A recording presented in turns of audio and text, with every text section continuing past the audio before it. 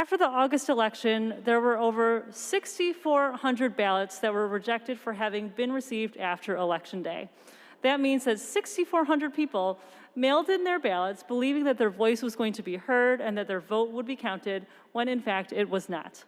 So today I have an amendment that strikes the resolution language insinuating that a recent sound court ruling would allow voter fraud, quid pro quo crimes, and election problems. This is a false narrative that we should reject. The amendment does leave intact all the factual, correct information in the resolution.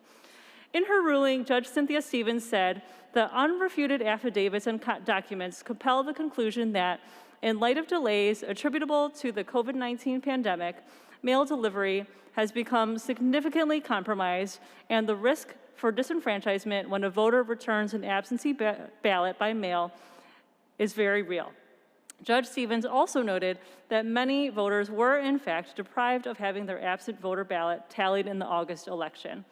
She also referenced a U.S. Office of Inspector General report that calls out Michigan as a state that puts voters at a high risk of disenfranchisement.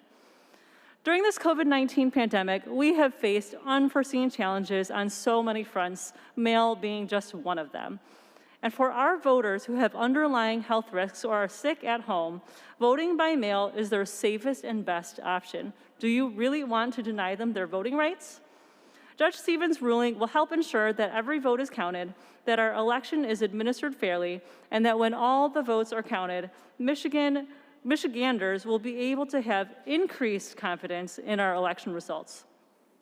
As a legislative body, we have taken very recent steps to ensure a fair and secure election by passing much-needed legislation. So it's truly disappointing that we are now also trying to send a signal that says we don't want all voters to have their vote count, that not everyone's voice matters.